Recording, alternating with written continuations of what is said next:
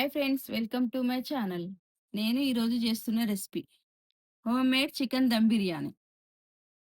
ముందుగా చికెన్ తీసుకొని పెరుగు, అల్లం వెల్లుల్లి పేస్టు, గరం మసాలా, ధనియాల పొడి, కారం, ఉప్పు, పసుపు, బిర్యానీ మసాలా, కొద్దిగా నూనె ముక్కలకు పట్టుకునే విధంగా కలుపుకోవాలి. ఒక గంట పాటు ఫ్రిడ్జ్లో నానబెట్టుకోవాలి. 2 గ్లాసుల బాస్మతి రైస్ తీసుకొని కడుక్కొని 30 నిమిషాలు నానబెట్టుకోవాలి. ముందుగా స్టవ్ వెలిగించుకొని బాండి పెట్టుకొని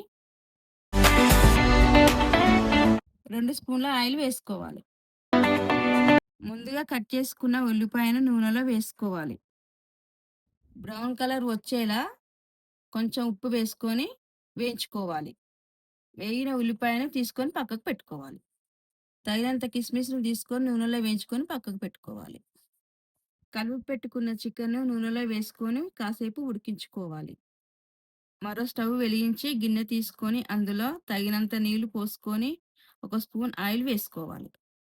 ఇలాచి, లవంగ, సాజీరా పువ్వు, ఆకు, చెక్క, రుచికి సరిపడా ఉప్పు వేసుకొని మరుగుతున్న నీళ్ళల్లో ముందుగా కడిగి పెట్టుకున్న రైస్‌ని వేసుకోవాలి. రైస్‌ని 85% ఉడికించుకోవాలి. చికెన్ మరోసారి కలుపుకొని ఉడికిన రైస్‌ని చికెన్‌పై వేసుకోవాలి.